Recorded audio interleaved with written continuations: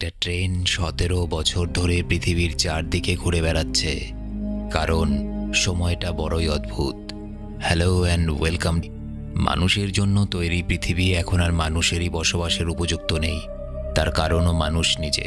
পৃথিবীতে এখন আবার তুষার যুগ নেমে এসেছে, চারিদিকে সব বরফে ঢেকে গেছে।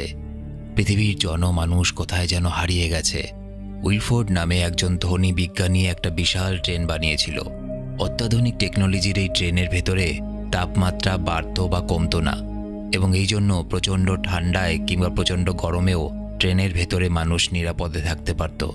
পৃথিবীর শেষ বেঁচে থাকা মানুষদেরকে নিয়ে ট্রেনটা অনন্তকালের জন্য যাত্রা শুরু করলো। কিন্তু কথায় আছে না, মানুষকে একটা ট্রেন দিয়ে দাও আর গোটা পৃথিবী দিয়ে দাও, মানুষের স্বভাব একই রকম থাকে। ট্রেনে ওঠার পর একের পর এক ঘটনা ঘটে চলেছে 17 বছর ধরে। কি হলো তারপর? এই ট্রেনের বিভিন্ন মানুষের এক একজনের আলাদা আলাদা রহস্য রয়েছে। এই ভিডিওটা দেখার পর বলতে বাধ্য হবে যে আজ একটা মুভি এক্সপ্লেন শুনলাম, যেটার কাহিনী মনের মধ্যে গেঁথে থাকবে। কল্পনার বাইরে একটা ইউনিক কাহিনী।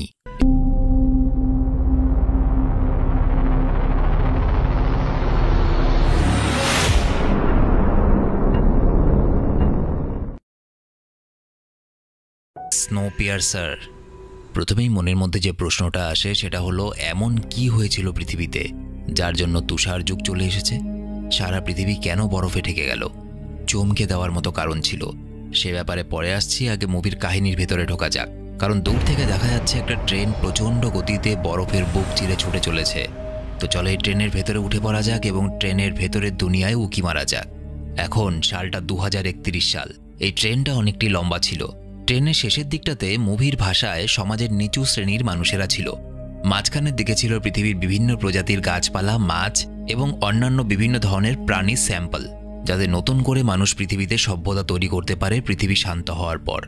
আর ট্রেনের একদম সামনের দিকে ছিল বড়লোক অভিজাত মানুষদের থাকার আর বিলাসিতার সবকিছু। এই ট্রেনের মালিকের নাম হলো উইলফোর্ড। এই উইলফোর্ডও এই ট্রেনের মধ্যেই আছে, কিন্তু এই মানুষগুলো উইলফোর্ডকে আজ অবধি চোখেই দেখেনি। এর নাম হলো কার্টেজ, এনার নাম হলো এডগার, আর এই মহিলার নাম হলো তানিয়া। আর এই অসহায় মানুষদের একজন লিডার আছে যার নাম হলো গিলিয়াম। এই মানুষগুলোকে ট্রেনের ভেতরে এমন নোংরা পরিবেশের মধ্যে রাখা হয়েছিল যে পরিবেশের মধ্যে মানুষ পশু পাখিকেও রাখে না। আর খাবারের নামে দেওয়া হতো এগুলোকে বলা হয় প্রোটিন ব্লক। এসব ছাড়া ট্রেনের ভেতরে তাদেরকে আর কখনো কোনো খাবার দেওয়া হতো না। এই প্রোটিন ব্লকগুলোর মধ্যে যে কোনো একটা প্রোটিন ব্লকের ভেতরে এই মানুষগুলোর জন্য গোপনে কেউ একজন খবর পাঠাতো ট্রেনের সামনের দিক থেকে, যে মানুষগুলোর সঙ্গে পরবর্তীতে কি হতে চলেছে। আর ট্রেনের সামনের দিক থেকে এই খবরগুলো প্রোটিন ব্লকের মধ্যে কে পাঠাতো সেটা পরে জানা যাবে। একই মানুষগুলো নিজের ঘর বাড়ি, বন্ধু বান্ধব, আত্মীয় স্বজন সব কিছু হারিয়ে সর্বহারা। আর অন্যদিকে ট্রেনের ভেতরে অমানসিক অত্যাচার চলতো তাদের উপরে। প্রতিটা দিন, প্রতিটা মুহূর্ত এই মানুষগুলো আতঙ্কে কাটায়। আজকে না জানি কোন ধরনের অত্যাচার তাদের জন্য অপেক্ষা করছে। এই অত্যাচারের ফলস্বরূপ প্রতিটা মানুষের মনের মধ্যে ক্ষোভ জমতে থাকে, এবং সেই বিন্দু বিন্দু ক্ষোভ একদিন সিন্ধুতে পরিণত হয়। এই মানুষগুলো মুক্তি চায় এবং তারা এই ট্রেনটার উপরে কবজা করতে চায়, এবং এই জন্য তারা গোপনে একটা প্ল্যানও বানিয়ে ফেলেছে এই ট্রেনের ইঞ্জিন অবধি পৌঁছানোর। আজ রাতে হঠাৎ কিছু গার্ড আসে। নির্দিষ্ট হাইটের কিছু বাচ্চা চাই ওদের, ছোট হাইটের। মাঝে মাঝে ওরা ট্রেনের পেছনের দিকে আসে এবং এইসব মানুষগুলোর মধ্য থেকে ছোট ছোট বাচ্চাদেরকে তুলে নিয়ে যায়। কি হয় বাচ্চাগুলোর কেউ জানে না। আজ বাকি বাচ্চাদের সঙ্গে তানিয়ার বাচ্চার টিমকেও তারা জোর করে তুলে নিয়ে যায়। অ্যান্ড্রু নামে এই লোকটাকে দেখা যায়। লোকটা ঢিল মেরে গার্ডদের সাথে আসায় মহিলার মাথা ফাটিয়ে দেয়। অ্যান্ড্রুকে গার্ডরা ধরে ফেলে এবং এই দাঁতের দোকানওয়ালা মহিলাকে দেখা যায়, যার মুখে সবসময় হাসি লেগে থাকলেও নর পিশাচের থেকে কম ছিল না এই মহিলা। এবং তারই নির্দেশে অ্যান্ড্রুর একটা হাত ট্রেনের বাইরে বের করে লোহার বেড়ি দিয়ে তার হাত আটকে দেওয়া হয় 7 মিনিটের জন্য। বাইরের তাপমাত্রা তখন মাইনাসে। তার একটা হাত ট্রেনের বাইরে ঝুলছে। অসহ্য ঠান্ডা চিৎকার করতে থাকে অ্যান্ড্রু। কোনো মানুষের পক্ষে ওই ঠান্ডা সহ্য করা সম্ভব নয়। কিন্তু এই অবস্থাতেও এই মহিলা, যার নাম ম্যাসন, সে একটা জুতো অ্যান্ড্রুর মাথার ওপরে রাখে এবং বলে, তোরা মাঝে মাঝে ভুলে যাস যে তোরা হলি নিচু সমাজের মানুষ। এই জুতোটার দিকে তাকা। এই জুতোটাকে যেমন মানুষের মাথার মধ্যে রাখে না, ওটা পায়ে রাখার জিনিস, একই রকমভাবে তোরাও হলি আমাদের পায়ে রাখার মতো জিনিস। তোদেরকে দয়া করেই ট্রেনের মধ্যে জায়গা দিয়েছেন মিস্টার উইলফোর্ড। আর তোদের সাহস হয় কি করে যে তোরা আমাদের লোকের গায়ে হাত তুলিস? মিস্টার উইলফোর্ডের কাছে মাথা নিচু করে থাকবি সবসময়, কারণ উনি আমাদের ঈশ্বর। আর ওই পবিত্র রেল ইঞ্জিনের প্রতিও শ্রদ্ধা রাখবি। এখানে একটা লক্ষ্য করার মতো বিষয় হলো কেন মিস্টার উইলফোর্ডকে ঈশ্বর আর ট্রেনের ইঞ্জিনটাকে পবিত্র বলা হয়েছে। এটার একটা আলাদা অর্থ আছে, আমি শেষে বলে দেব। এদিকে দেখা যায় অ্যান্ড্রুর সেই হাটটা যেটা কিনা ট্রেনের বাইরে ছিল সেটা একদম বরফে পরিণত হয়ে গেছে। তবে অত্যাচার এখানেই শেষ ছিল না।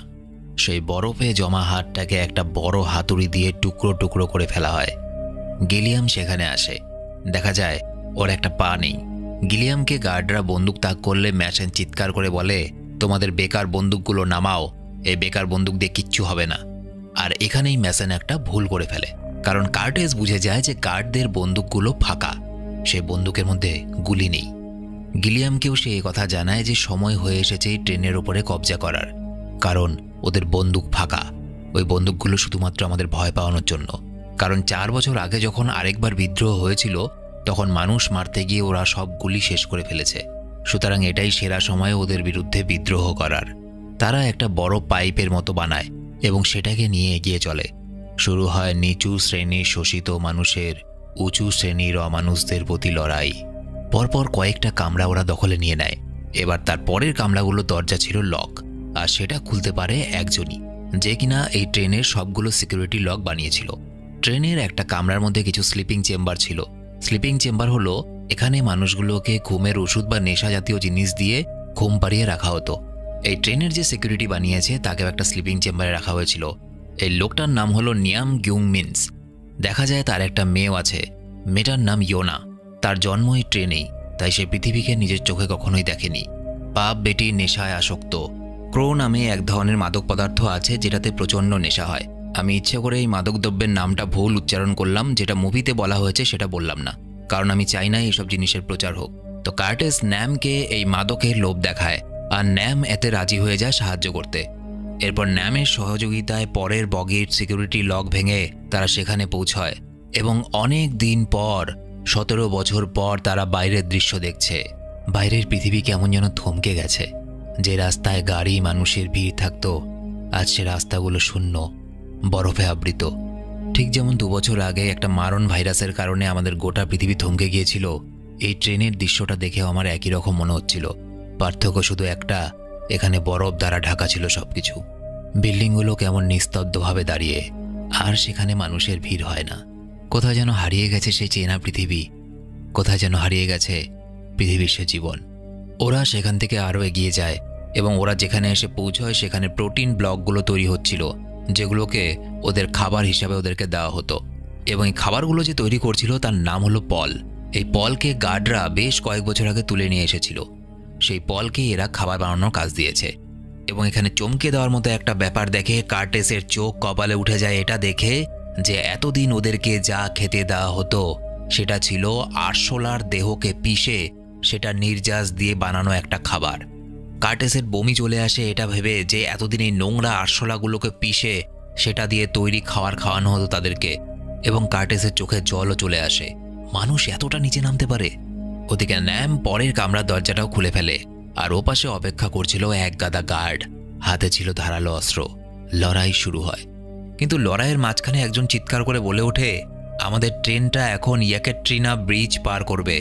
সবাই লড়াই থামিয়ে দেয়, আর ব্রিজ পার করার সময় সবাই হ্যাপি নিউ ইয়ার বলে চিৎকার করে ওঠে। আসল ঘটনা হলো এই ট্রেনটা পৃথিবীর চক্কর কাটছিল, আর এই লম্বা বিশাল বড় ব্রিজটাকে ট্রেনটা যতবার ক্রস করে ট্রেনের ভেতরে সবাই সেটাকে নতুন একটা বছরের শুরু হিসাবে মেনে নেয়। কারণ এই ব্রিজটা ক্রস করে পৃথিবীর চক্কর কেটে আবার এই ব্রিজে ফিরে আসতে ঠিক 1 বছর সময়ই লাগতো। ঠিক এই সময় সেখানে ম্যাসেন চলে আসে।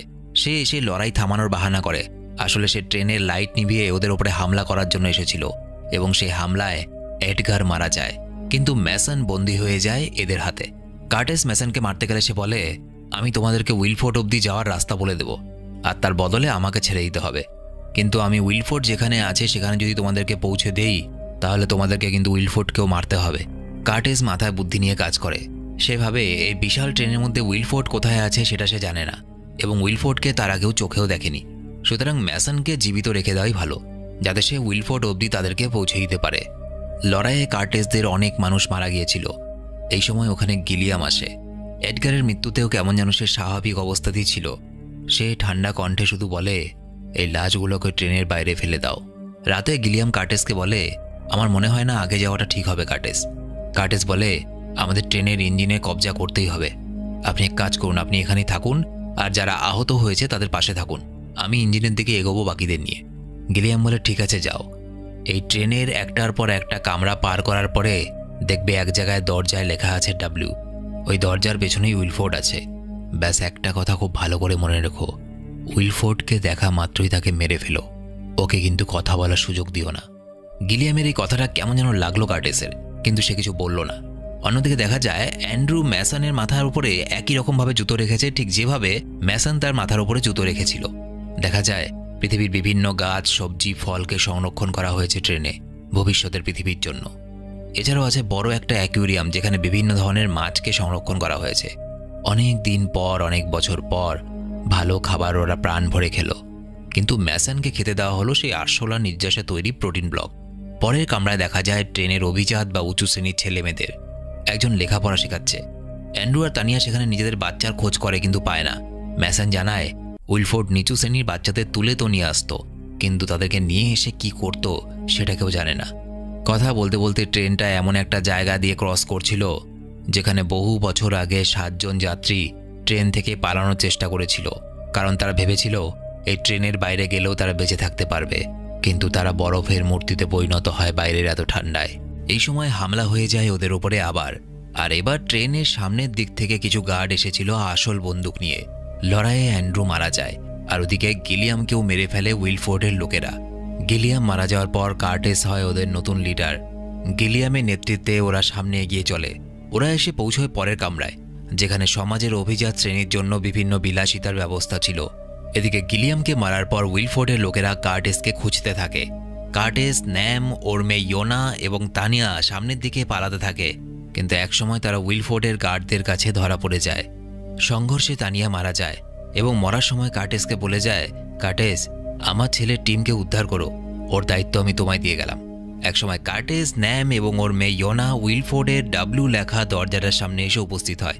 ন্যামকে দরজাটা খুলতে বলে কার্টেস, কিন্তু ন্যাম ক্রোয়ের নেশায় আসক্ত।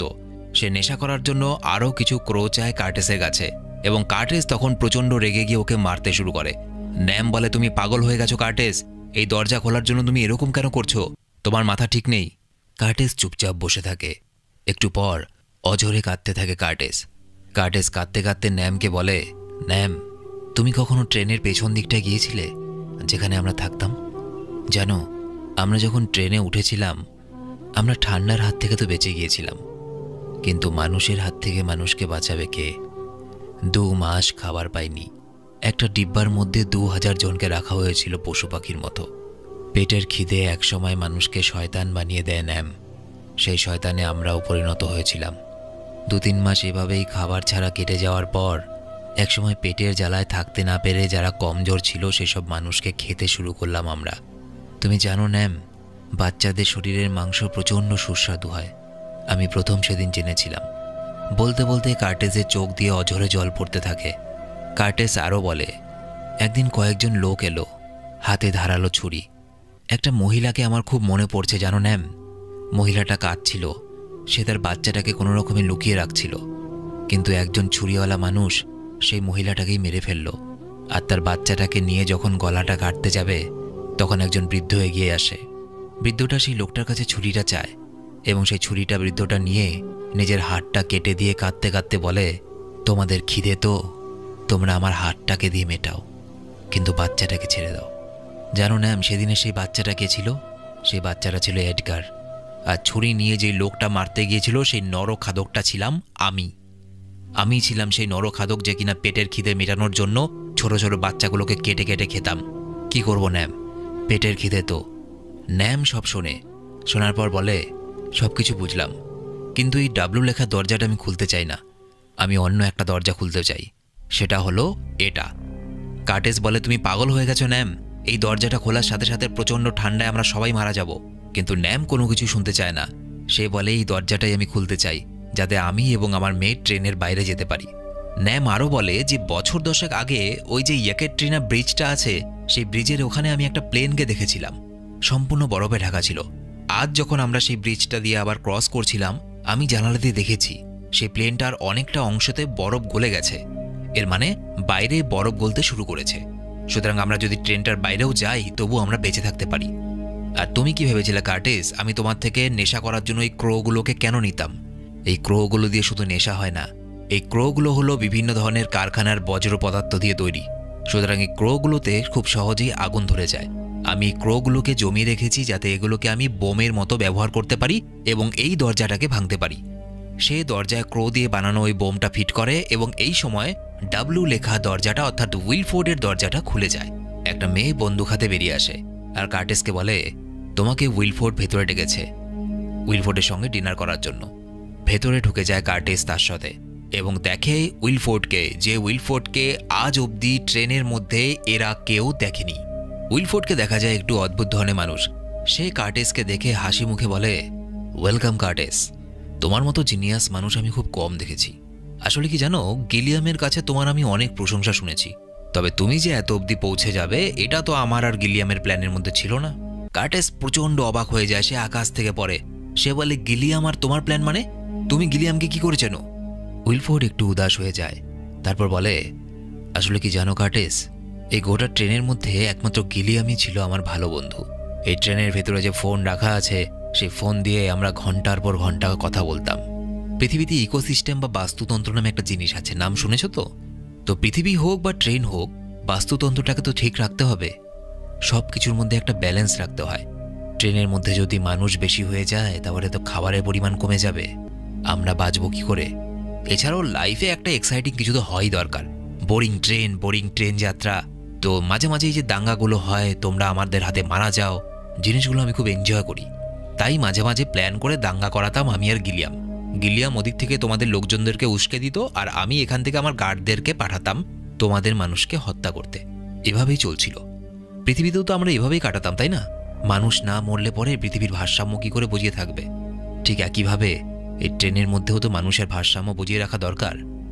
যত মানুষ মরবে তত তোমাদের জায়গা বেশি হবে, খাবার বেশি পাবে, বাঁচবে বেশি দিন।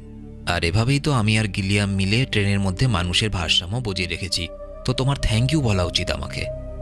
আর আরেকটা কথা শুনলেও আশা করি তুমি অবাক হয়ে যাবে, যে নির্দিষ্ট একটা প্রোটিন ব্লকের মধ্যে যে খবর পাঠানো হতো সেই খবরটাও আমিই পাঠাতাম গিলিয়ামকে। আমি বলে দিতাম যে মানুষকে কোথায় পাঠাতে হবে, গিলিয়াম সেই অনুযায়ী তোমাদের মানুষগুলোকে উস্কে সেখানে পাঠিয়ে দিত। আর তারপর হত্যালীলা। কিন্তু এবার যে বিদ্রোহটা তোমার নেতৃত্বে শুরু হয়েছিল, গিলিয়ামের সাথে কথা ছিল যে ইয়েকেট্রিনা ব্রিজ পর্যন্ত এই লড়াইটা চলবে, কিন্তু তুমি এবং তোমার সাথীরা অনেক আগে চলে এসেছো আর ট্রেনের সামনের দিকের কামরাগুলোর অনেক ক্ষতি হয়েছে। আর এর শাস্তি আমার বন্ধু গিলিয়ামকে পেতে হয়েছে। অনেক কষ্ট হয়েছে বুঝলে, কিন্তু কি করব, গিলিয়ামকে মরতে হলো। আর এবার গিলিয়ামের জায়গা অন্য কেউ নেবে। এদিকে দেখা যায় উইলফোর্ডের লোকেরা ন্যাম আর ওর মেয়ে ইয়োনাকে ঘিরে ধরেছে। ন্যাম ওই দরজাটা ওড়াতে চায় বোমা দিয়ে, কিন্তু দেশলাইটা রয়েছে কার্টিসের কাছে। এদিকে উইলফোর্ড কার্টিসকে বলে, কার্টিস, আমার বয়স হয়ে গেছে আর এখন আমি চাই এই ট্রেনের দায়িত্বটা তুমি নাও। তুমি যোগ্য মানুষ, আমার জায়গাটা তুমি নাও। আর তোমার আন্ডারে এই গোটা ট্রেন থাকবে, এই সমস্ত ট্রেনের মানুষের তুমি রাজা। কিন্তু কার্টিস রাজি হয় না, কারণ অতীতে সে নরখাদক ছিল বটে, কিন্তু বর্তমানে সে মনুষ্যত্বের মানে জানে। তাই যে মানুষটা একদিন পেটের খিদে মেটানোর জন্য বাচ্চাদের মাংস খেতেও দ্বিধাবোধ করতো না, সেই মানুষটা আজ তানিয়ার বাচ্চা টিমকে বাঁচায়। আর দেখা যায় উইলফোর্ড বাচ্চাদেরকে নিয়ে আসতো, কারণ এই ট্রেনের যে কলকবজাগুলো ছিল সেগুলোতে কোনো বড় লোক প্রবেশ করতে পারতো না, এবং সেই কলকবজাগুলোর ময়লা পরিষ্কার করার জন্য বাচ্চাগুলোকে ওই ইঞ্জিনের মধ্যে নির্দিষ্ট একটা জায়গায় ঢুকিয়ে দেওয়া হতো। কার্টিস যে হাত দিয়ে একসময় মানুষ কাটত, আজ সেই হাতটা একটা বাচ্চাকে বাঁচানোর জন্য ওই মেশিনগুলোর মধ্যে আটকে যায়। ইয়োনা দৌড়ে আসে দেশলাই নেওয়ার জন্য। কার্টিস তাকে দেশলাইটা দিয়ে দেয়। ন্যাম দরজায় বিশাল বিস্ফোরণ ঘটায় এবং গোটা ট্রেন ব্যালেন্স হারিয়ে ফেলে, এবং তারপর একের পর এক বিস্ফোরণ হতে থাকে সেই ট্রেনে। ট্রেনটা একসময় উল্টে যায় এবং ট্রেনের ভেতরে থাকা সব মানুষ সম্ভবত মারা যায়, কারণ ট্রেন থেকে বেরিয়ে আসে মাত্র দুজন, এক ইয়োনা এবং আরেকটা তানিয়ার ছেলে টিম। ওরা দুজন বেঁচে ছিল। ওই যে দূরে পাহাড়ের মাটি দেখা যাচ্ছে, অর্থাৎ বরফ গলতে শুরু করেছে, আর দেখা যায় একটা পাহাড়ি ভাল্লুককে। ইয়োনা তাকিয়ে থাকে সেই ভাল্লুকটার দিকে। অন্তত একটা প্রাণী তো দেখতে পেয়েছে বাইরে, যে কিনা এই বরফের মধ্যে বেঁচে আছে। তাহলে সে আর টিম কেন পারবে না? আজ থেকে আবার শুরু হবে বেঁচে থাকার জন্য লড়াই। ঠিক যেমন সভ্যতার প্রথমে আদিম যুগে শুরু হয়েছিল, আবার একদিন সেজে উঠবে তাদের পৃথিবী। কারণ পৃথিবী তো মানুষের জন্যই, আর আমরা ছাড়া পৃথিবী অসম্পূর্ণ। মুভিটা এখানেই শেষ হয়ে যায়। এবার আসি মুভির কিছু ফ্যাক্টে। প্রথমেই বলি, ম্যাসন কেন ইঞ্জিনটাকে পবিত্র ইঞ্জিন এবং উইলফোর্ডকে ঈশ্বর বলেছিল। কারণ এই ট্রেনের ইঞ্জিনটা 17 বছর ধরে, একটু ভুল হলো, কারণ একবার ইয়েকেট্রিনা ব্রিজ আবার ক্রস করেছিল, সুতরাং 18 বছর ধরে, যদিও মুভিতে বারবার 17 বছর বলা আছে। তো 18 বছর ধরে পৃথিবীর বেঁচে থাকা মানুষরা যারা কিনা ট্রেনের ভেতরে ছিল, তাদের বেঁচে থাকার একমাত্র ভরসা ছিল ওই ট্রেনটা। তাই ওই ট্রেনের ইঞ্জিনটাকে শ্রদ্ধাবশত পবিত্র ইঞ্জিন বলতো ওরা। এবং ওই ইঞ্জিন সহ গোটা ট্রেনটাকে যেহেতু উইলফোর্ড বানিয়েছিল, এই জন্য আজ এত হাজার মানুষ পৃথিবী ধ্বংসের পরও বেঁচে আছে ট্রেনের ভেতরে। তাই উইলফোর্ডকে ঈশ্বর রূপে দেখত ম্যাসন। কারণ মানব সভ্যতা যখনই বিপন্ন হয়েছে এবং তাকে বাঁচানোর জন্য যে কেউই এসেছে, তাকে মানুষ ঈশ্বর রূপে মেনে নিয়েছে। এবার আসি এই ভিডিওর একদম মেন প্রশ্নে, যেটা প্রথমে বলেছিলাম, যে পৃথিবীতে হঠাৎ করে তুষার যুগ কেন দেখা গেল, কেন পৃথিবীর সবকিছু হঠাৎ করে বরফে ঢেকে গেল। সালটা 2014। গ্লোবাল ওয়ার্মিংয়ের কারণে পৃথিবীর তাপমাত্রা অনেকটা বেড়ে যায় এবং এই সময় পৃথিবীতে পরিবেশ দূষণ লিমিট ছাড়িয়ে যায় এবং পরিবেশ দূষণের কারণে আবহাওয়া জলবায়ু বদলাতে থাকে এবং মানুষ বিভিন্ন রোগ ভোগে ভুগতে থাকে। এই সময় বিশ্বের 89টা দেশ একটা চুক্তিপত্রে স্বাক্ষর করে। CW7 নামে একটা রাসায়নিক পদার্থ আবিষ্কার করা হয় এবং বলা হয় পৃথিবীর বায়ুমণ্ডলের একদম ওপরিভাগে যদি CW7কে ছড়িয়ে দেওয়া হয়, তাহলে পৃথিবীর তাপমাত্রা শীতল হতে শুরু করবে। কিন্তু উইলফোর্ড বুঝতে পেরেছিল যে CW7 যদি পৃথিবীর বায়ুমণ্ডলে ছড়িয়ে দেওয়া হয়, তাহলে এটা প্রচণ্ডভাবে পৃথিবীকে শীতল করবে এবং হতে পারে পৃথিবী বরফেও ঢেকে যেতে পারে।